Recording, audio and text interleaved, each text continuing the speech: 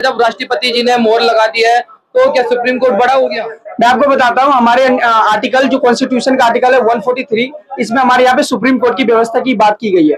और यहाँ पे हमारे यहाँ पे क्या है कि यहाँ पे सरकार के 3 अंग मिलते हैं, एक है लेजिस्लेटिव, एक है एग्जीक्यूटिव, एक है हमारा जुडिशरी।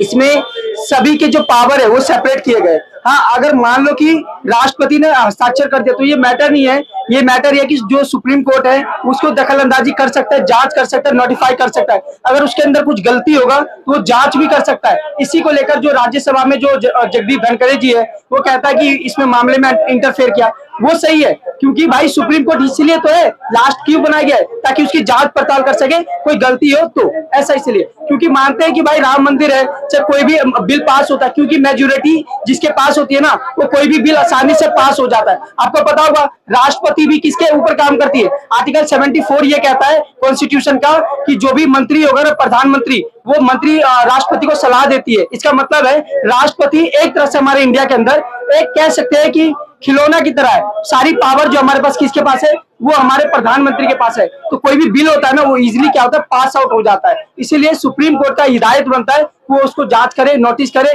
क्योंकि हमारे सबसे जो है स्वतंत्र न्यायपालिका के रूप में जानी जाती है। तो भाजपा के 2 नेताओं ने, सांसदों ने भी बोला है कि सुप्रीम कोर्ट दखलंदाजी कर रहा है उसको लेकर। तो जेपी नड्डा जी ने बोला कि ये बयान उनका पर्सनल है, पार्टी का लेना देना नहीं है इस बयान से। अब जेपी नड्डा जी अपनी तरफ से बात करेंगे, जगदीप धनखड़ जी अपनी बात करेंगे, पर मैं ये कहता हूं कि जो सुप्रीम कोर्ट है, supreme court has to right to the power to the interfere in the personal matter. और जो भी बातें हैं उसको मैं क्या कर सकता है, इंटरफेयर जरूर कर सकता है वो, क्योंकि यही मैटर है जहां पे सुप्रीम कोर्ट की अपनी पूरी बात दिखनी होती है इसमें। ये तो सुप्रीम कोर्ट ने जो याचिका दायर करी थी उनमें सुनवाई करी है, आप उससे खुश हो? देखिए, सुप्रीम कोर्ट जो भी निर्णय लेता है ना, वो किसी के ये नहीं कहता कि ये प्रधानमंत्री, ये राष्ट्रपति, ऐसा कुछ भी नहीं होता। वो पूरा जो है डिटेल, पूरा पर्सनल डिटेल जो भी होता है उसके आधार पे वो बात करता है। अगर उसने कोई चैलेंजेस दिया, चाहे वो एग्जीक्यूटिव को दिया हो, चाहे वो तुम्हारे लेजिस्लेटिव को दिया हो, उसके पीछे बहुत बड़ी राय होती है, वो है। मुझे एक चीज बताना, जो हमारे हिंदू पक्ष लोग हैं, ठीक है, वो राम मंदिर के लिए सुप्रीम कोर्ट चले गए। सुप्रीम कोर्ट ने राम मंदिर बनाने के लिए जो इजाजत है वो पारित कर दिया। सेम उसी तरीके से क्या मुसलमान समाज जा नहीं सकता सुप्रीम कोर्ट के अपनी याचिका लेके? क्या वो गलत कर रहा है जाके भी अपने कानून को, वो जो भी उसमें कानून में पॉइंट है वो अपने चीज रखने के लिए अच्छा, मतलब अपना नहीं कर रख सकता? एक तरीके से राइट्स नहीं है उसके पास से, तो जा सकता है, क्यों नहीं जा सकता? सुप्रीम कोर्ट तो सबके लिए है, ये चीज सुप्रीम कोर्ट सबके लिए है, तो लोकसभा से बड़ा कैसे हो सकता है? सुप्रीम कोर्ट, कोई भी दिक्कत होती है संविधान के अंदर, कोई भी कानून के अंदर दिक्कत होती है, तो वो उसके लिए शिकायत के लिए हम सुप्रीम कोर्ट का ही तो दरवाजा खटखटाएंगे।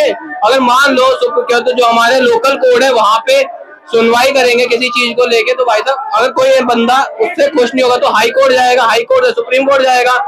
तो सुप्रीम कोर्ट जो फैसला अगर आ गया वहां से, तो वो मानेगा ना फिर